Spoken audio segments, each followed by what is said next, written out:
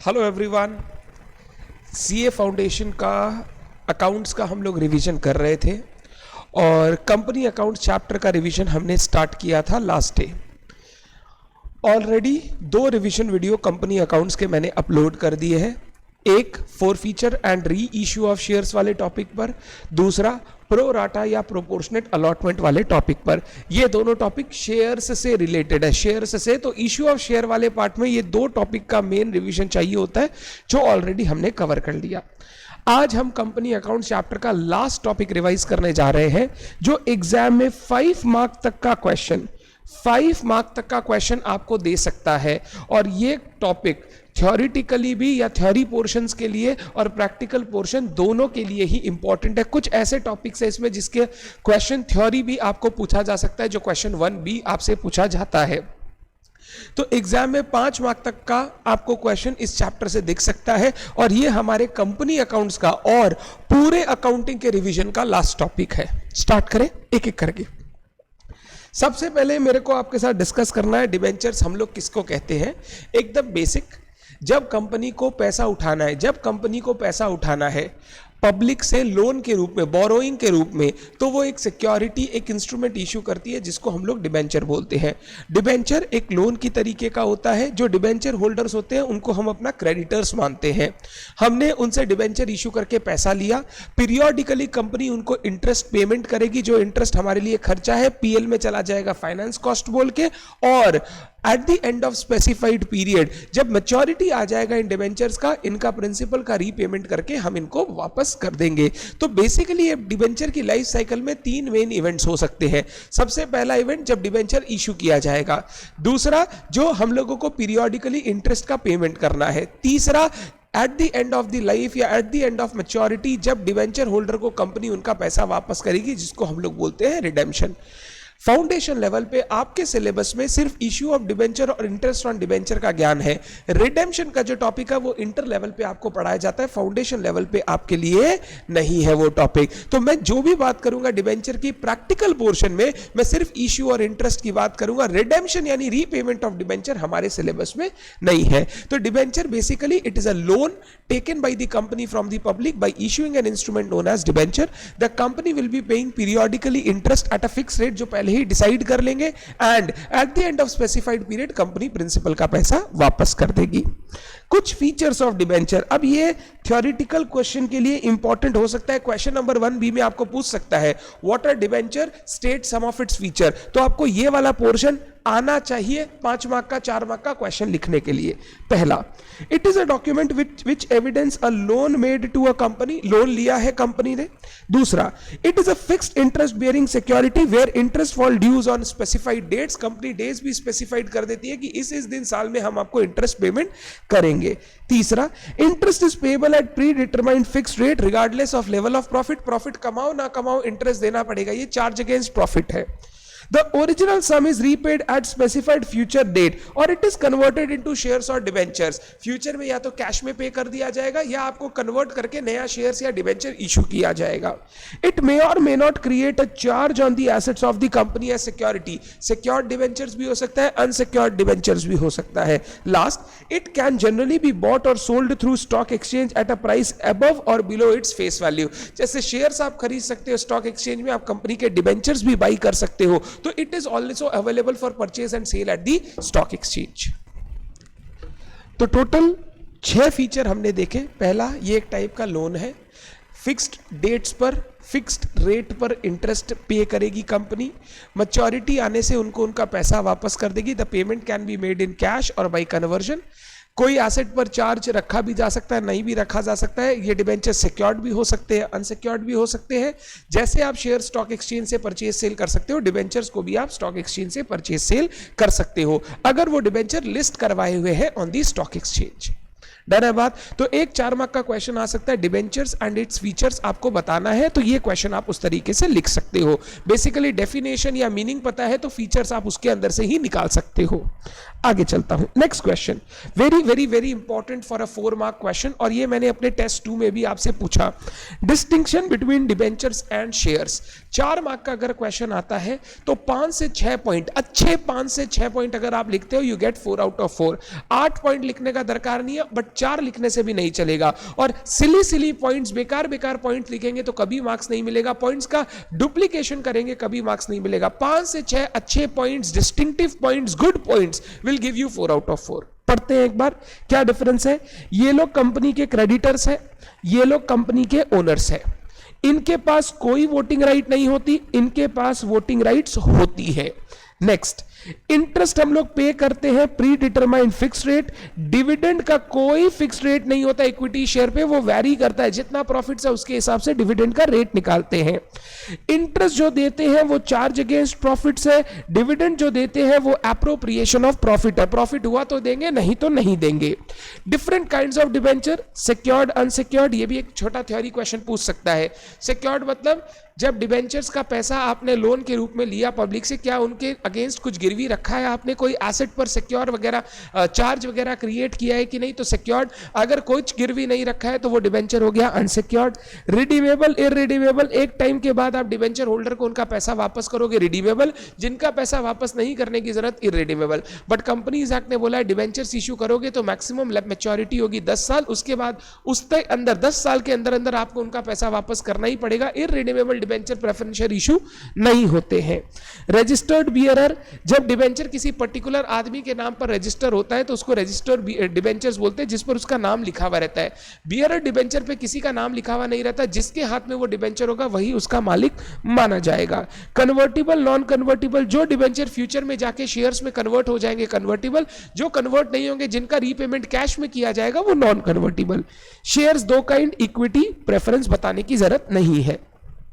Balance sheet में debentures हम लोग दिखाते हैं under the head long term borrowing, shares दिखाते हैं under the shareholders fund, share capital बोल के एक हेडिंग होता है।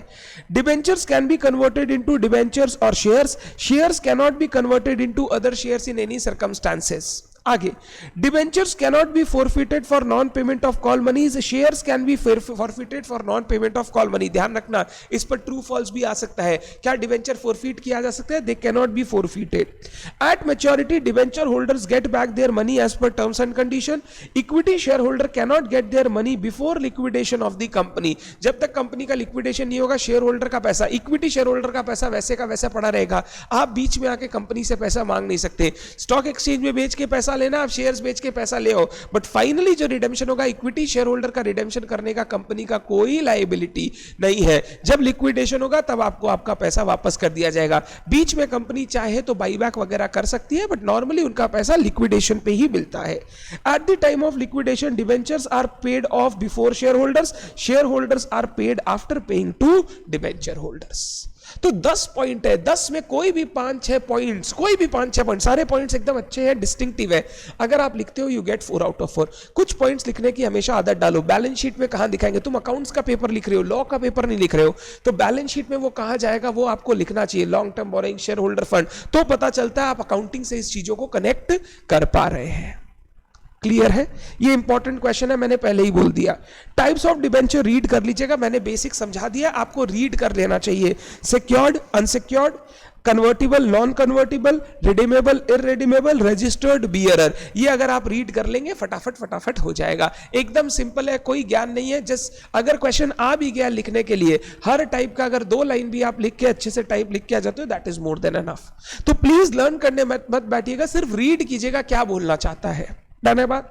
आगे, इश्यू ऑफ डिबेंचर। अब मैं आता हूं अकाउंटिंग में, और अकाउंटिंग में सबसे पहला जो ज्ञान सीखना है, इश्यू ऑफ डिबेंचर। सुनिएगा, इश्यू ऑफ डिबेंचर आपको जब भी एग्जाम में क्वेश्चन दिख सकता है, 3 टाइप के केसेस दिखाई दे सकते हैं। Issue of debentures for cash, issue of debentures as collateral security, issue of debentures for consideration other than cash. ये 3 केसेस दिखाई दे सकते हैं जब कंपनी डिबेंचर्स इश्यू कर रही है। पहला केस, कंपनी को पैसा चाहिए बिजनेस चलाने के लिए, डिबेंचर इश्यू किया, पैसा लिया, पैसा से बिजनेस चलाएंगे। दूसरा, कोलैटरल सिक्योरिटी, कंपनी ने एक लोन लिया, सिक्योरिटी जो कंपनी दे रही है वो पूरा वैल्यू कवर नहीं कर पा रही है लोन का, बैंक बोल रहा है हमें कुछ और सिक्योरिटी चाहिए, तो एडिशनल सिक्योरिटी के रूप में हमने डिबेंचर्स इश्यू कर दिए। बोला ये रखो, पैसा दे देंगे तो डिबेंचर वापस कर देना, नहीं देंगे तो ये डिबेंचर तुम्हारा, तुम बेच के पैसा ले आना। कंसीडरेशन अदर देन कैश का मतलब हमको कोई मशीनरी खरीदना है या किसी लाइबिलिटी को पे ऑफ करना है, उसके लिए कंपनी अपना डिबेंचर्स इशू कर रहा है। सबसे इंपॉर्टेंट है इनमें से डिबेंचर्स इशूड फॉर कैश। मैंने आपको सिखाया डिबेंचर इशू का अकाउंटिंग बिल्कुल शेयर इशू का अकाउंटिंग की तरह होता है। जैसे आप करते थे ना, bank to application, application to capital, allotment to capital, bank to allotment. अगर प्रीमियम पे इशू हो रहा है तो to securities premium, first call to capital, bank to first call. ये सारा जो आपने सीखा वो बिल्कुल सही है, बिल्कुल सेम रहेगा डिबेंचर्स के लिए। बस वर्ड कैपिटल कैपिटल कैपिटल की जगह डिबेंचर डिबेंचर डिबेंचर आते जाएगा। तो accounting for issue of share जो आपने सीखा same accounting for issue of debenture होता है। बस दो फर्क है, दो फर्क जो अकाउंटिंग में कुछ चेंजेस लेके आता है। ये दो फर्क आपको समझना होगा। पहला फर्क, debentures can be issued at discount. Debentures can be issued at discount. जो डिस्काउंट पर प्रोहिबिशन था ना, वो सिर्फ शेयर के इशू पर था। डिबेंचर के इशू पर कोई प्रोहिबिशन नहीं था। डिबेंचर को डिस्काउंट पर इशू किया जा सकता है। दूसरा, अगर डिबेंचर रिडीम होते समय प्रीमियम पर रिडीम होगा, देन जो प्रीमियम फॉर रिडेम्पशन का लॉस है, लॉस प्रीमियम ऑन रिडेम्पशन मतलब आप फ्यूचर में ज्यादा पेमेंट करोगे, ज्यादा पेमेंट करना लाइबिलिटी को इज अ लॉस। अगर आप प्रीमियम पे रिडीम करोगे तो जो भी नुकसान होगा वो नुकसान आपको इमीडिएटली प्रोवाइड करना पड़ेगा एज पर कंजर्वेटिज्म। कंजर्वेटिज्म बोलता है अगर कोई एक्सपेक्टेड फ्यूचर लॉस है जो आने वाला है, उस लॉस को आप इमीडिएटली प्रोवाइड कीजिए। तो हम लोग अगर डिबेंचर इशू कर रहे हैं और कोई प्रीमियम फॉर रिडेम्पशन, हमने वादा किया है 100 रुपए का डिबेंचर फ्यूचर में आपको 110 पर रिडीम करके देंगे, तो जो 10 रुपए का एक्स्ट्रा लॉस है that has to be provided at the time of issue itself. This is known as premium on redemption of debenture and this has to be done because of the concept of conservatism. ये दो चीज आपने shares में कभी नहीं सीखी थी, जो दो चीज आप डिबेंचर में सीखने जा रहे हो। इसी के लिए थोड़ा अकाउंटिंग करते समय ध्यान रखना होता है। एग्जाम में अगर क्वेश्चन आपको डिबेंचर इशू में दिख जाए, application, allotment, first call, final call, वो क्वेश्चन बिल्कुल सिंपल है, जैसा शेयर इशू में सीखा था वही कर देना। बट नॉर्मली डिबेंचर इशू का अगर क्वेश्चन पूछेगा ना, तो वो आपको इस तरीके से नहीं देगा, एप्लीकेशन, अलॉटमेंट वगैरह, वो सिंपल स्टेटमेंट देगा। कैसे देगा देखो, debentures of ₹100 issued at par, redeemable at par, issued at par, redeemable at premium, ऐसा लाइन देगा और बोलेगा डिबेंचर इशू के लिए जर्नल एंट्री करो। नॉर्मली हम लोग एक जर्नल एंट्री करके इस डिबेंचर इशू को सल्टा देते हैं। आपको केसेस वाइज देगा, क्वेश्चन में 5-6 केस देगा, बोला अलग अलग केसेस में बताओ डिबेंचर के इशू के समय क्या एंट्री करना पड़ेगा। हम लोगों को वही वाला चीज अलग से सीखना है। शेयर वाला चीज, allotment, first call, final call, ये आपको ऑलरेडी आता है। अब मैं एक एक करके केस ले रहा हूं और उसकी जर्नल एंट्री आपके साथ डिस्कस करूंगा। सुनते जाना, बहुत बहुत बहुत सिंपल है, सुनते जाना। पहला case, debenture issued at par, redeemable at par और डिस्काउंट। पहला केस ले रहा हूं, issued at par, redeemable at par. Example, face value 100 रुपया, हमने इशू किया है 100 रुपए पर, मतलब इशू करके 100 रुपया आया और फ्यूचर में हमने उनको बोला हम आपको पेमेंट भी 100 रुपया करेंगे। तो फ्यूचर में कोई प्रॉफिट नहीं, कोई लॉस नहीं, 100 का 100 देना है। सिर्फ आज के बारे में ध्यान दो। आज मैंने डिबेंचर इशू किया, मेरे पास 100 रुपया है। जर्नल एंट्री बोलना, bank account debit to debentures, bank account debit to debenture. 100 रुपया का हमने डिबेंचर इशू किया, 100 रुपए हमारे घर में आ गए। ये हमारी लायबिलिटी है तो डिबेंचर क्रेडिट कर दिया, पैसा आया तो बैंक अकाउंट डेबिट कर दिया। अब आप चाहो तो इसको दो एंट्री में तोड़ दो, bank to debenture application, debenture application to debenture, जैसे यहां पे इन्होंने कर रखा है। कोई दिक्कत नहीं, आप करना चाहो आप कर सकते हो, मेरे को कोई प्रॉब्लम नहीं है। ये भी चलेगा, सिंगल एंट्री भी अगर आप करोगे तो चलेगा, दो अलग अलग एंट्री करने की जरूरत नहीं है। क्वेश्चन में 5 केस रहता है, 5 मार्क्स रहता है। इतनी सारी एंट्री करोगे, नरेशन लिखोगे, it will waste a lot of time. इसीलिए मैं बोलता हूं सिंगल एंट्री करना चाहिए, ये दो एंट्री करने की जरूरत नहीं पड़ेगी आपको। ठीक है बात। तो सर 100 रुपए का डिबेंचर 100 पे इशू किया, बैंक टू डिबेंचर, फ्यूचर में रिडीम भी 100 रुपए पे करना है, तो लायबिलिटी ऑलरेडी 100 रुपए पे लिखी हुई है और कुछ करने का जरूरत नहीं है। दूसरा केस, हमने इशू 100 रुपए पर किया, हमने वादा किया है रिडीम करेंगे 105 रुपए पर, रिडीम करेंगे 105 रुपए पर। सर ये ज्यादा क्यों दे रहे हो? डिबेंचर होल्डर को इंड्यूस करने के लिए कि ज्यादा से ज्यादा लोग हमारे यहां पैसा इन्वेस्ट करें। हमने बोला आज 100 रुपए दो, 5 साल बाद 105 देंगे और इंटरेस्ट तो अलग से देंगे ही तुमको। तो डिबेंचर होल्डर खुशी खुशी आएगा कि चलो 5 रुपया फ्यूचर में एक्स्ट्रा मिलेगा, मैं इन्वेस्ट करता हूं। ताकि डिबेंचर होल्डर पैसा इन्वेस्ट करे कंपनी में, हम उनको थोड़ा सा लालच देते हैं। उसके लिए हमने ये एक्स्ट्रा पेमेंट करने का वादा किया है रिडेम्पशन पर। अब ध्यान से मेरी बात सुनना, पहले बताओ आज क्या हुआ। सर 100 रुपए का डिबेंचर 100 रुपए पर इशू हुआ, तो हमारे पास 100 रुपए है, journal entry bank account debit to debenture, bank account debit to debenture 100 rupees हमारे पास आ गया। क्या फ्यूचर में 100 ही देना है? नहीं सर, फ्यूचर में देना है 105 रुपया, यानी 5 रुपया एक्स्ट्रा देना है, जो हमारे लिए क्या है? लॉस। ध्यान से सुनना, ये फ्यूचर का बात हम लोग तभी करेंगे जब फ्यूचर में कोई नुकसान होने वाला है। अगर फ्यूचर में नुकसान नहीं है, कोई प्रॉफिट है, वो इग्नोर कर दिया जाएगा, क्योंकि फ्यूचर का प्रॉफिट अभी लिखना अलाउड नहीं है, कंजर्वेटिज्म मना करता है। लॉस होता है तो वो आपको अभी लिखना पड़ता है, क्योंकि कंजर्वेटिज्म आपको बोलता है। अब ये जो 5 रुपए का फ्यूचर में लॉस होने वाला है, इसके लिए मैं एक जर्नल एंट्री पास करूंगा। जर्नल एंट्री देखो, loss on issue of debenture account debit to premium on redemption of debenture.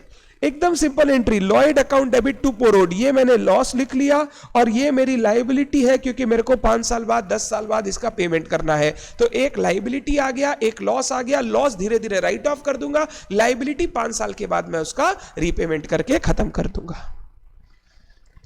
तो जर्नल एंट्री हो गया लॉयड अकाउंट डेबिट टू पोरोड। सर एक बात बताओ, डिबेंचर बैलेंस शीट में कहां दिखेगा? Long term boring. पोरोड कहां दिखेगा? Other non current liabilities. Non current nature का है, क्योंकि इसका पेमेंट भी 5 साल बाद होगा, और इसका हेड होगा अदर नॉन करेंट लायबिलिटीज, वहां जाके ये दिखाई देगा बैलेंस शीट में।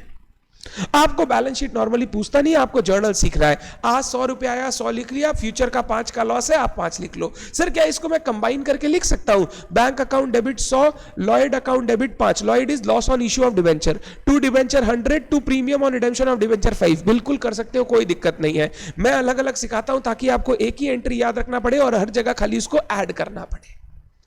सर बिल्कुल समझ में आ गया, आगे चलिए आगे चलता हूं। तीसरा, हमने इश्यू किया 100 रुपए पर और हमने उनको बोला हम फ्यूचर में आपको रिडीम करेंगे 98 पर, 2 रुपए सस्ते पे रिडीम करेंगे। 2 रुपए सस्ते पर रिडीम करेंगे मतलब फ्यूचर में कम पैसा देना है लायबिलिटी वाले को। अगर लायबिलिटी वाले को कम पैसा देना है, ये हमारे लिए प्रॉफिट है। कंजर्वेटिज्म बोलता है फ्यूचर का प्रॉफिट अभी रिकॉर्ड नहीं कर सकते, ये 2 रुपए का प्रॉफिट मेरे लिए बेकार है, मैं इसको आज रिकॉर्ड नहीं कर सकता। उस केस में मैं सिर्फ आज की बात सोचूंगा। मैंने 100 रुपए का डिबेंचर 100 रुपए पे इश्यू किया, जर्नल एंट्री हो गई bank account debit to debenture. तो बात एक ध्यान रखना है, फ्यूचर में लॉस है तो लॉयड टू पोरोड, फ्यूचर में कुछ नहीं है या प्रॉफिट है तो उसको इग्नोर कर दो, कुछ करने का जरूरत नहीं, सिर्फ आज की एंट्री कर लो, बात खत्म हो जाएगा।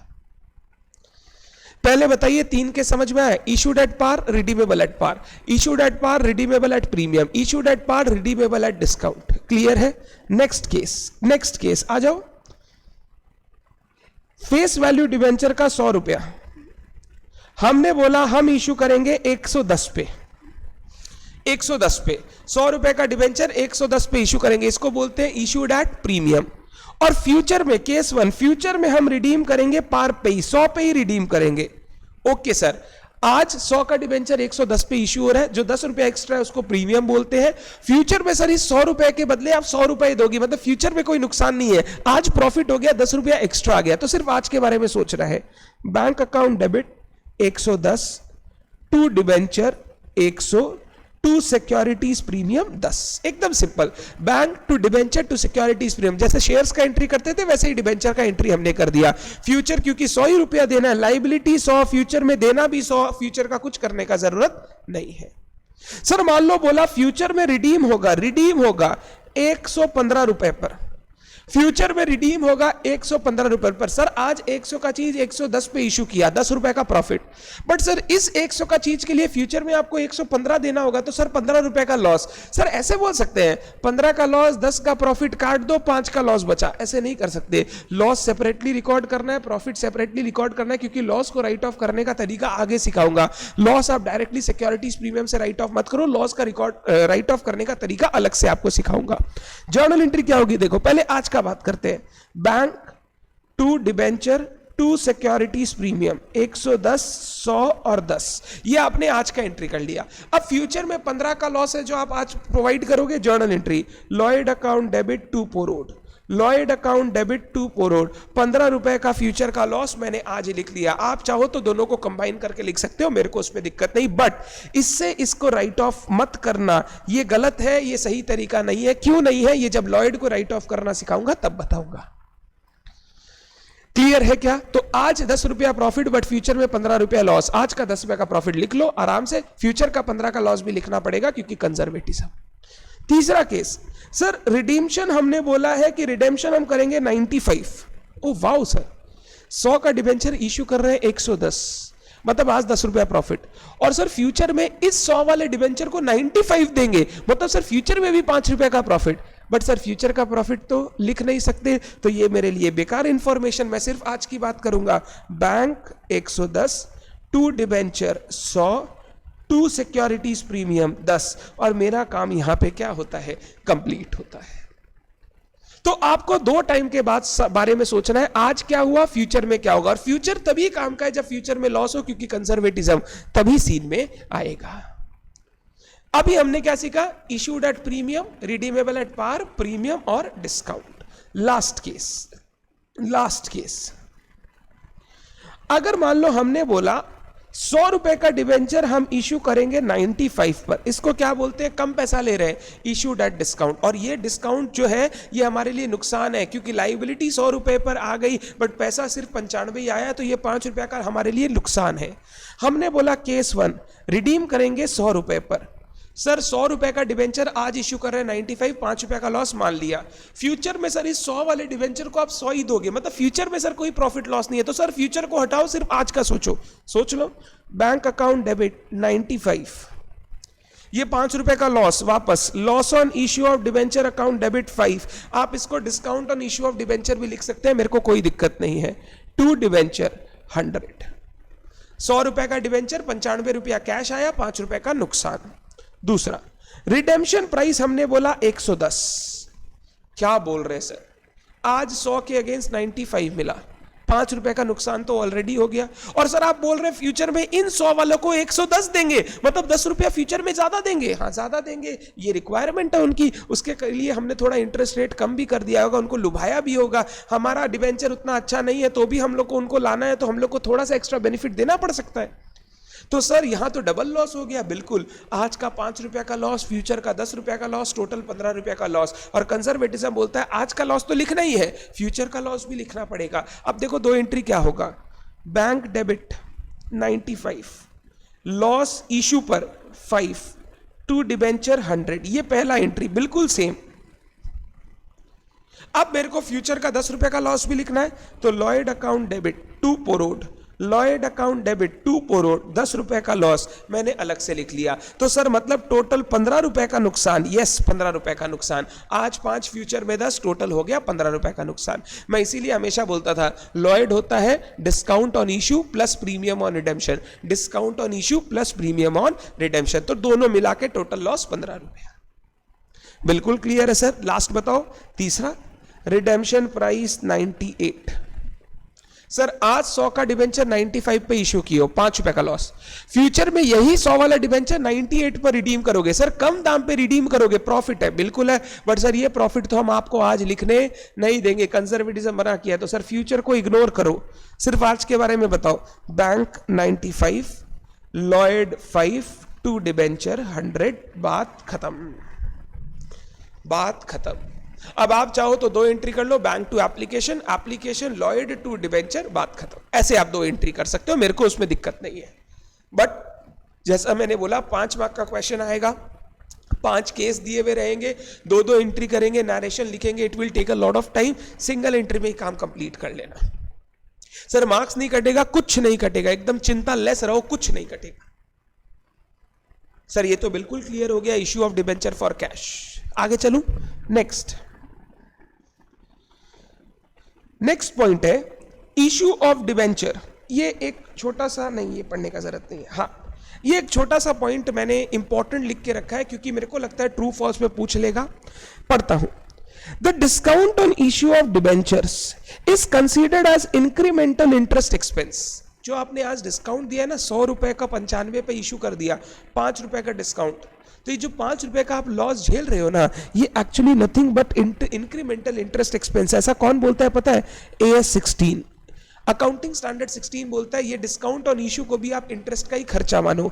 The true expense net borrowing cost for an accounting period is therefore total interest payment plus discount return off. अगर आप पूछोगे टोटल इस साल का इंटरेस्ट एक्सपेंस कितना है या बोरोइंग कॉस्ट कितना है, टोटल बोरोइंग कॉस्ट हो गया जो इंटरेस्ट हम पे करेंगे प्लस डिस्काउंट जो हम राइट ऑफ करते हैं, मैंने आपको सिखाया था loss on issue of debenture को कैसे राइट ऑफ किया जाता है। जो डिस्काउंट राइट ऑफ करते हैं वो भी बोरोइंग कॉस्ट माना जाता है। और पता है पीएल में एक हेड होता है फाइनेंस कॉस्ट, कंपनी के पीएल में एक हेड होता है फाइनेंस कॉस्ट। ये दोनों चीज आपको फाइनेंस कॉस्ट हेड के अंदर ही दिखाई देता है।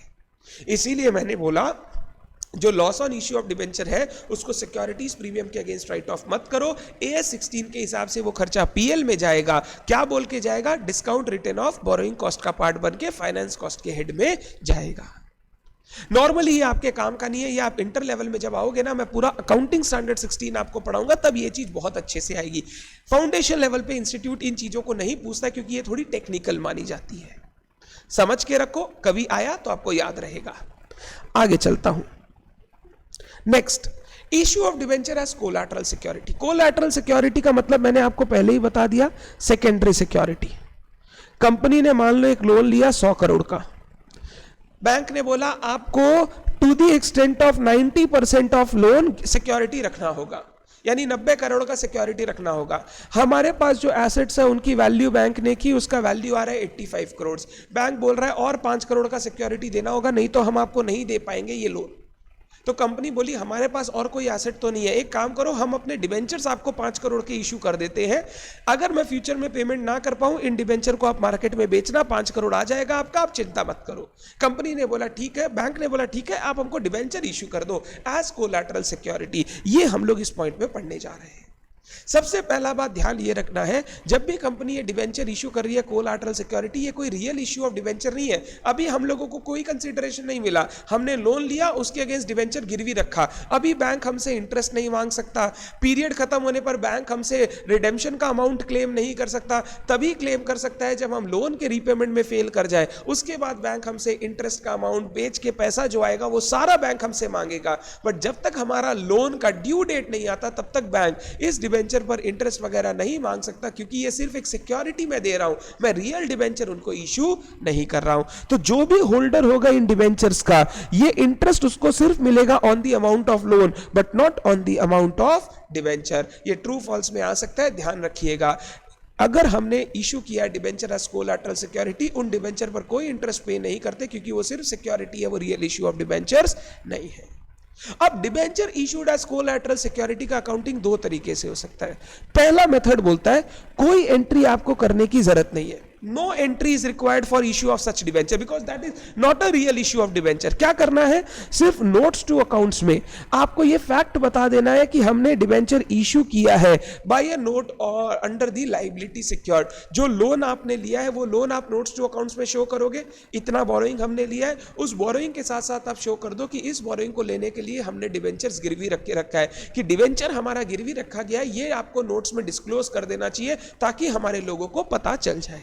कैसे डिस्क्लोज करते हैं, देखो ऐसे, हमारा सिक्योर्ड लोन है आईडीबीआई से कितने का, 1 करोड़, और इसके अगेंस्ट हमने कोलैटरल सिक्योरिटी इशू किया है 1.5 करोड़ का। ऐसे हम लोगों को हमारे नोट्स टू अकाउंट्स में डिस्क्लोजर कर देना चाहिए। दूसरा मेथड बोलता है अगर आप ये नहीं करना चाहते, आप इसको अकाउंट फॉर करना चाहते हो, तो आप एक एंट्री पास करो। एंट्री रहेगा debenture suspense account debit to debenture.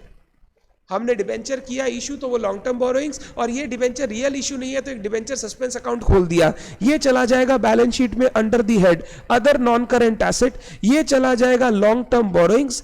अगर हमने लोन वापस कर दिया तो एंट्री को रिवर्स करके दोनों को खत्म कर देंगे, नहीं किया तो ये डिबेंचर का रियल इशू माना जाएगा और इस पर आगे उसके बाद इंटरेस्ट वगैरह पेमेंट करना पड़ेगा। क्लियर है, आगे पढ़ना। The debenture suspense account will appear on the asset side of the balance sheet under other non current asset and debentures on the liability side of balance sheet. When the loan is repaid the entry is reverse in order to cancel it. जब loan repay करेंगे entry को reverse कर दो, बात खत्म हो जाएगा।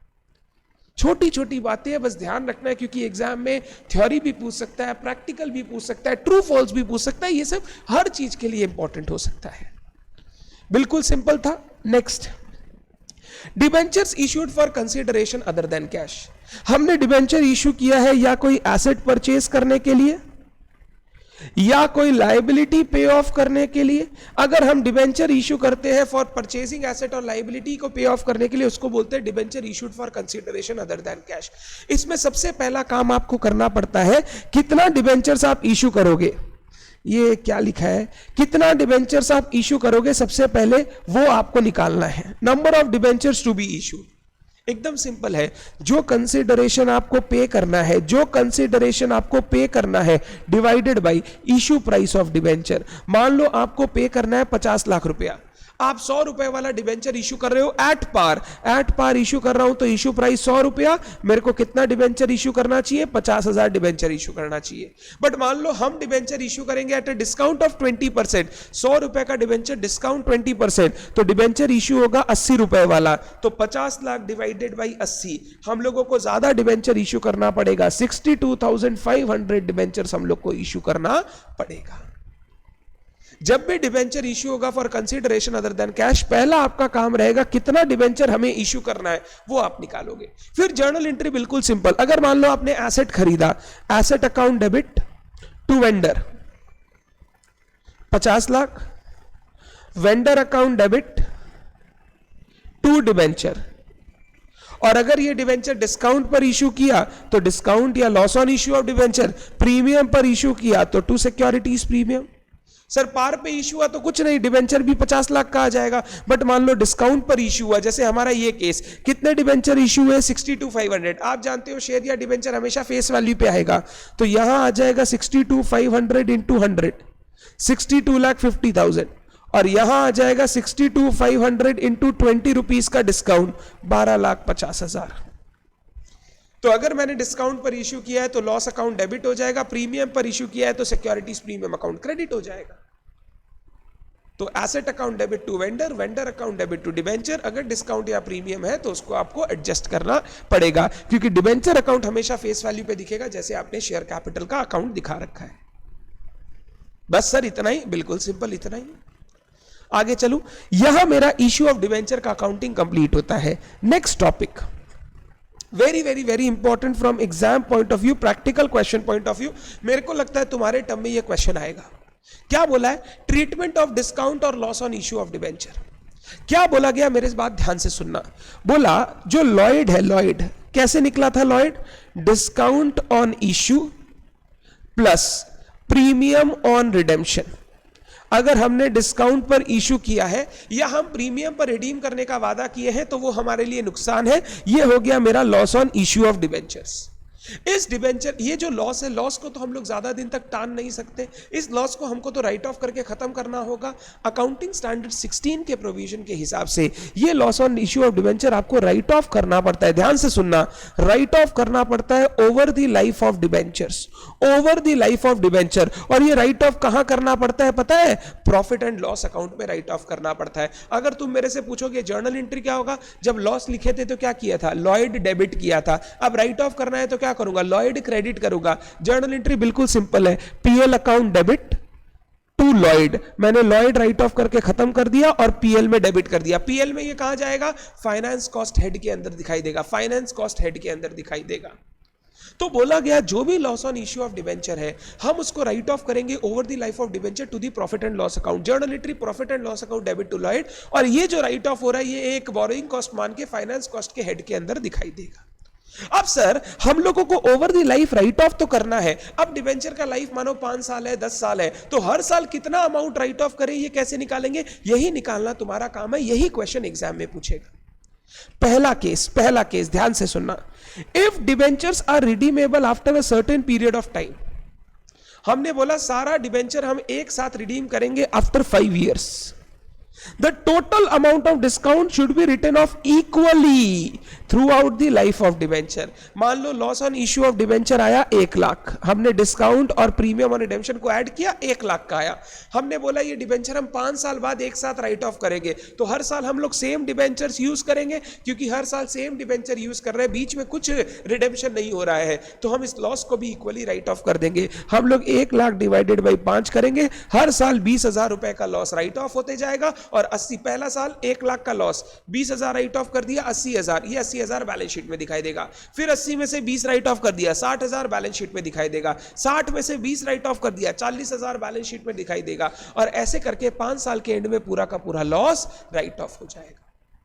तो अगर बोल रहा है डिबेंचर सारा का सारा एक बार में रिडीम होगा, ब्रेक करके रिडीम नहीं होगा, तो जो भी loss on issue of debenture है over the life of debenture equally write off कर दो, इक्वली राइट ऑफ कर दो। बट अगर डिबेंचर रिडीम हो रहा है इंस्टॉलमेंट्स में मैंने बोला फर्स्ट ईयर कुछ रिडेम्पशन नहीं होगा, सेकेंड ईयर के एंड में 50% रिडीम करेंगे, फिर फिफ्थ ईयर के एंड में 50% रिडीम करेंगे। सोच के देखो 10 लाख का अगर डिबेंचर है, फर्स्ट ईयर पूरा 10 लाख का डिबेंचर हमारे पास यूज हुआ, सेकेंड ईयर पूरा 10 लाख का डिबेंचर यूज हुआ क्योंकि रिडेम्पशन एंड में हुआ। अब जैसे ही सेकेंड ईयर एंड में 50% डिबेंचर रिडीम हो गया 10 लाख से, अब कितना बचा 5 लाख, थर्ड ईयर में 5 लाख का ही डिबेंचर यूज हुआ, फोर्थ ईयर में 5 लाख का ही डिबेंचर यूज हुआ, फिफ्थ ईयर में 5 लाख का ही डिबेंचर यूज हुआ। क्योंकि डिबेंचर इक्वली यूज नहीं हुआ है तो लॉस भी अब इक्वली राइट ऑफ नहीं कर सकते। रूल क्या बोलता है, the total amount of discount should be written off in the ratio of benefit derive from debenture in any particular year. This method is suitable when the debentures are redeemed by unequal installments. तो जैसा मैंने बोला first year 10 lakh का debenture, second year 10 lakh का debenture हमारे पास है, ये हमारे पास डिबेंचर है जो हम यूज कर रहे हैं बिजनेस में। अब यहां पे 5 लाख का डिबेंचर रिडीम हो गया तो third year 5 lakh, fourth year 5 lakh, fifth year 5 lakh, इसके बाद तो 5 लाख रिडीम करके जीरो हो गया। हम लोग एक रेशियो कैलकुलेट करेंगे, रेशियो देख क्या हो गया 10:10 5:5 आप बोल सकते हो 2:2:1:1:1। अब जो भी लॉस है मैं उस रेशियो में हर साल थोड़ा करके राइट ऑफ कर दूंगा। मान लो लॉस है 50,000 तो पहला साल राइट होगा 50,000 into 2/7, second year 50,000 into 2/7, third year 50,000 into 1/7, फिर 1/7, फिर 1/7, ऐसे करके 5 साल के अंदर पूरा लॉस राइट ऑफ कर देंगे। तो याद रखना है अगर डिबेंचर का रिडेम्पशन वन शॉट में होने वाला है, वन शॉट 5 साल बाद पूरे का पूरा रिडीम होगा तो लॉस को हम इक्वली राइट ऑफ करेंगे, हर साल 20,000 राइट ऑफ करके खत्म। बट अगर डिबेंचर इंस्टॉलमेंट में रिडीम होगा धीरे धीरे, फिर इक्वली राइट ऑफ करना अलाउड नहीं है। जैसे जैसे आप डिबेंचर का बेनिफिट डिराइव कर रहे हो उस रेशियो में आप लॉस को भी राइट ऑफ कर दो। राइट ऑफ करने का एंट्री बिल्कुल सेम रहेगा, PL account debit to discount on issue of debenture या loss on issue of debenture. Correct है क्या? पक्का 100%, वेरी वेरी इंपॉर्टेंट, एग्जाम में पक्का आएगा। प्लीज प्लीज प्लीज ये टॉपिक देख के जाना, मेरे को लगता है इस टर्म में 5 मार्क पक्का आएगा। डन है क्या बात? 100% क्लियर है? Yes sir. अगर क्लियर है तो अब मेरा लास्ट टॉपिक बचा इंटरेस्ट ऑन डिबेंचर। मैंने क्या बोला? डिबेंचर एक टाइप का लोन है। लोन है तो आपको पीरियोडिकली क्या देना होगा? इंटरेस्ट देना होगा। इंटरेस्ट की रेट क्या रहेगी? फिक्स्ड रहेगी सर। ये रेट आपको देना, ये इंटरेस्ट आपको देना पड़ेगा वेदर और नॉट यू हैव प्रॉफिट्स, मतलब प्रॉफिट हो तो भी देना, लॉस हो तो भी देना, इंटरेस्ट तो देना पड़ेगा। इसीलिए इसको हम लोग बोलते हैं चार्ज अगेंस्ट प्रॉफिट। कंपनी को पता है इंटरेस्ट का रेट फिक्स करने के साथ साथ साल भर में इंटरेस्ट कंपनी कैसे आपको पे करेगी वो भी फिक्स कर देती है। यानी जो मैंने बोला ना पीरियोडिकली पे करेंगे, कितना पे, कैसे पे करेंगे साल भर में वो भी फिक्स कर देती है। कंपनी बोल सकती है हम एनुअली पे करेंगे, यानी पूरे साल का जो भी ब्याज होगा साल के एंड में एक बार में पे कर देंगे। कंपनी बोल सकती है हम हाफ ईयरली पे करेंगे, बोला साल को हम 2 पार्ट में डिवाइड कर देंगे, 6-6 महीना करके इंटरेस्ट आपके अकाउंट में क्रेडिट कर देंगे। क्योंकि डिबेंचर होल्डर चाहेगा कि हर दिन का ही इंटरेस्ट हमको मिलता रहे, हर दिन का देना तो पॉसिबल नहीं है, तो कंपनी साल को छोटे छोटे पीरियड में तोड़ देगी। कंपनी बोल सकती है हम क्वार्टरली आपको इंटरेस्ट पे करेंगे, 3 महीना खत्म हुआ इंटरेस्ट तुम्हारे अकाउंट में क्रेडिट, फिर 3 महीना इंटरेस्ट तुम्हारे अकाउंट में क्रेडिट, 3-3 महीना करके इंटरेस्ट तुम्हारे अकाउंट में क्रेडिट कर सकती है। नॉर्मली आपको जो देखने मिलेगा वो क्या देखने मिलेगा पता है? Half yearly. कंपनी बोलेगी हम साल में आपको 2 बार इंटरेस्ट पेमेंट करेंगे। पहला इंटरेस्ट हम पे करेंगे मान लो 30 सितंबर को, अब साल में 2 बार मतलब 6 महीना करके, यहां पे इंटरेस्ट आएगा अप्रैल टू सितंबर तक का, 1 अप्रैल से 30 सितंबर। दूसरा पे करेंगे 31 मार्च को, यहां पे आएगा अक्टूबर से मार्च का इंटरेस्ट। ऐसे करके साल में हम आपको 2 बार इंटरेस्ट का पेमेंट करेंगे, और ये चीज कंपनी आपको पहले से ही बोल देता है। हम लोग जब भी इंटरेस्ट का अकाउंटिंग करेंगे ना कंपनी की बुक्स में, हमेशा इन डेट्स पर करेंगे जिसको हम लोग बोलते हैं इंटरेस्ट पेमेंट डेट्स। क्या बोलते हैं? Interest payment dates. Journal entry बिल्कुल सिंपल, इंटरेस्ट खर्चा है, interest account debit to debenture holder. आप चाहो तो एक ही एंट्री कर दो, interest account debit to bank, अगर कंपनी ने उसी दिन रेमिट कर दिया, नहीं तो पहले हमने खर्चा ड्यू किया और ये पैसा डिबेंचर होल्डर को देना है, interest account debit to debenture holder. जब आप पेमेंट करने जाओगे, अगर इस पेमेंट पे टीडीएस आपको डिडक्ट करना है तो आप टीडीएस डिडक्ट करोगे और ये टीडीएस आप गवर्नमेंट को पे करोगे, आप एंट्री करोगे डिबेंचर होल्डर अकाउंट डेबिट, मान लो 1 लाख रुपया पे करना है इंटरेस्ट का, 10% टीडीएस है, टू टीडीएस पेएबल आपने डिडक्ट कर लिया 10,000, टू बैंक 90,000 का आपने डिबेंचर होल्डर्स को पेमेंट कर दिया। तो उनको आपने बोला यार आपका 1 लाख का इंटरेस्ट है बट गवर्नमेंट बोल रहा है 10% टैक्स काटो, मैंने 10,000 टैक्स काट लिया, 90,000 आपको दे दिया और 10,000 मैं गवर्नमेंट को पे कर दूंगा। Journal entry TDS payable account debit to bank, ये लायबिलिटी मैंने गवर्नमेंट को पे ऑफ करके खत्म कर दी। तो एंट्री कर लिया TDS payable account debit to bank. आप इस डिबेंचर होल्डर वाले को हटा भी सकते हो, आप एंट्री सिंपल कर सकते हो, interest account debit 1 lakh, to TDS payable 10,000, to bank 90,000। 90,000 चला गया किसको? डिबेंचर होल्डर को, 10,000 बैंक का गवर्नमेंट को देना है। तो जब पेमेंट करूंगा टीडीएस टू बैंक और ये गवर्नमेंट के खाते में चला जाएगा। इंटरेस्ट खर्चा है तो वो ईयर एंड पे पीएल में चला जाएगा, PL account debit to interest. और ये काम आपको साल में 1 बार भी करना पड़ सकता है, 2 बार भी करना पड़ सकता है, 4 बार भी करना पड़ सकता है। ये वाला काम मैं बोल रहा हूं। अगर आपका एनुअल है, एनुअल तो 1 बार ही इंटरेस्ट का एंट्री होगा, हाफ ईयरली है तो साल में 2 बार ये काम करना होगा, क्वार्टरली है तो साल में 4 बार काम करना होगा। अगर इंटरेस्ट का कभी क्वेश्चन आ जाता है और बोलता है जर्नल करो, आपको हर आईपीडी पर काम करना है। हाँ, पीएल वाला एंट्री सिर्फ ईयर एंड पे होगा, ये पूरा हर बार नहीं करना है, ये सिर्फ ईयर एंड में 1 बार। जो टोटल साल का इंटरेस्ट का खर्चा है, इंटरेस्ट अकाउंट में डेबिट हुआ है, वो खर्चा आप पीएल में ऐड करके ट्रांसफर कर दो। क्लियर है? तो इंटरेस्ट खर्चा है journal entry, interest to debenture holder या इंटरेस्ट टू बैंक। टीडीएस काटना है तो interest account debit, TDS account debit to bank, और टीडीएस पे करेंगे तो टीडीएस टू बैंक। इंटरेस्ट खर्चा है पीएल में चला जाएगा, पीएल टू इंटरेस्ट। सर आप एक और छोटा सा कॉन्सेप्ट सिखाए थे, बहुत अच्छा कॉन्सेप्ट था, interest accrued but not due. एक बार सर बताओ ना, आ जाओ, बताता हूं बट आपके लिए इंपॉर्टेंट कम है, बताता हूं आपको, सुनना। मान लो ईयर चल रहा है 2019-20, कंपनी की बैलेंस शीट में एक डिबेंचर्स है, 10% डिबेंचर 1 लाख रुपए का, 1 लाख रुपए का। कंपनी का पॉलिसी है हम लोग इंटरेस्ट पेमेंट करेंगे 30 जून को और 31 दिसंबर को। 30 जून को, 31 दिसंबर को। मान लो ये डिबेंचर नया इश्यू हुआ है फर्स्ट फ्लोर को, एक बार नया इश्यू हुआ है, मान लो हम लोग 1/4 को डिबेंचर इशू किए, अब डिबेंचर इशू कर दिया, पैसा मिल गया, ये अकाउंटिंग खत्म हो गया। हम लोगों को इंटरेस्ट के बारे में बात करना है। पहला इंटरेस्ट पेमेंट डेट कब आया? 30/6 को।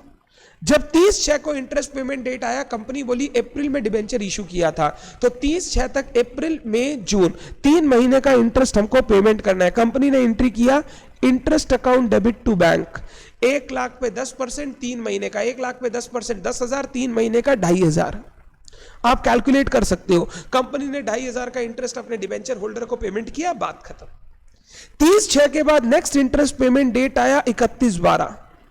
अब चले गए कितने? जुलाई, अगस्त, सितंबर, अक्टूबर, नवंबर, दिसंबर, 6 महीने। तो अब कंपनी 6 महीने का इंटरेस्ट का एंट्री करेगी इंटरेस्ट टू बैंक, 1 लाख पे 10%, 10,000, 6 महीना हो गया 5,000। अब जब 31/12 के बाद नेक्स्ट इंटरेस्ट पेमेंट डेट की बात आएगी, नेक्स्ट इंटरेस्ट पेमेंट डेट पता है 31 मार्च को नहीं होगा, 31 मार्च तो ईयर एंड है। नेक्स्ट इंटरेस्ट पेमेंट डेट है 30/6, क्योंकि कंपनी ने ऑलरेडी बोल रखा है हम इंटरेस्ट सिर्फ इस 2 दिन पेमेंट करेंगे। प्रॉब्लम कहां राइज करता है? पेमेंट भला ही 30/6 को कर देना, बट जब तुम 31 मार्च को अपने बुक्स क्लोज करोगे, ये 3 महीने का जो ब्याज है ये तो तुमको अक्रूअल बेसिस के हिसाब से अक्रू करना ही पड़ेगा, क्योंकि हम लोग अक्रूअल बेसिस में चलते हैं कि इंटरेस्ट का खर्चा टाइम के हिसाब से रिकॉर्ड होना चाहिए। तो ये 3 महीना जो गुजर गया, ये 3 महीने का इंटरेस्ट का खर्चा रिकॉर्ड करना होगा। पेमेंट अभी नहीं होगा, पेमेंट 30 जून को होगा, बट खर्चा तो रिकॉर्ड करना होगा ना। इसको हम लोग बोलते हैं interest accrued but not due. क्या बोलते हैं? Interest accrued but not due. बहुत बच्चे इसको आउटस्टैंडिंग इंटरेस्ट भी बोलते हैं कि सर 3 महीने का इंटरेस्ट अक्रू हो गया बट कंपनी ने पे नहीं किया। ये कंपनी का डिफॉल्ट नहीं है, क्योंकि डेट तो 30/6 की है ना, कंपनी का डिफॉल्ट नहीं है, बट अकाउंट्स में अक्रूअल बेसिस के हिसाब से ये इंटरेस्ट आपको दिखाना पड़ेगा। अब देखो कंपनी जर्नल एंट्री क्या करती है, interest account debit to interest accrued but not due. Interest account debit to interest accrued but not due, 3 महीने का, 1 लाख पे 10%, 3/12, ये हो गया 2500। और ये जो 2500 है प्लस नेक्स्ट जो 3 महीने का आएगा वो मिला के हम लोग 30/6 को एक साथ पेमेंट कर देंगे। अभी उसका पेमेंट करने का जरूरत नहीं है, इसको हम लोग बोलते हैं interest accrued but not due. और ये गंदगी तभी पता है कब आएगा, जब तुम्हारा इंटरेस्ट पेमेंट डेट और year end date same day नहीं है। अगर सेम डे होता तो हम लोग उस दिन पेमेंट का हिसाब करके खत्म कर देते, कोई अक्रूड बट नॉट ड्यू नहीं होता। अगर इंटरेस्ट पेमेंट डेट और ईयर एंड डेट अलग अलग है तो हर साल कुछ पीरियड का इंटरेस्ट ऐसा बचेगा जो अक्रू तो हो रहा है बट जिसका पेमेंट नेक्स्ट ईयर में होगा, जिसको हम लोग बोलते हैं interest accrued but not due. और ये सिर्फ इस साल नहीं, हर साल नेक्स्ट 3 महीना आपको interest accrued but not due दिखाई देगा। सर मान लो इंटरेस्ट पेमेंट डेट दूसरा वाला ऐसा होता 30 सितंबर, मान लो सर 30 सितंबर और 31 मार्च इंटरेस्ट पेमेंट डेट होता, फिर कोई अक्रूड बट नॉट ड्यू नहीं आता, क्योंकि 31 मार्च को अक्रू होता, आप उस दिन पेमेंट कर देते, बात खत्म। सर मान लो पेमेंट नहीं कर पाए तो फिर उसको interest accrued but not due नहीं बोलेंगे, उसको बोलेंगे interest accrued and due. Accrued and due, जिसको एक्चुअल में बोला जाना चाहिए आउटस्टैंडिंग इंटरेस्ट, कि अक्रू हो गया बट कंपनी का पेमेंट करने का समय था, कंपनी ने पेमेंट नहीं किया, ये कंपनी का डिफॉल्ट है। But interest accrue but not due company का डिफॉल्ट नहीं है। डिफॉल्ट मतलब गलती नहीं है कंपनी का, क्योंकि ड्यू डेट ही नहीं आया, कंपनी पेमेंट करने के लिए लायबल ही नहीं है। पहले बताइए ये कॉन्सेप्ट क्लियर है? ये मैंने ऑलरेडी आपको क्लास में सिखाया था। प्लीज एक काम करना, क्लास में जो नोट लिखाया था बुक में आपको नहीं दिखेगा, क्लास में जो मैंने नोट लिखाया था वो नोट पढ़ लेना और एग्जाम्पल जरूर पढ़ लेना, important for short note points. Done. यहां पर मेरा डिबेंचर्स का रिवीजन कंप्लीट होता है और कंपनी अकाउंट्स का रिवीजन कंप्लीट होता है। Thank you so much, bye bye.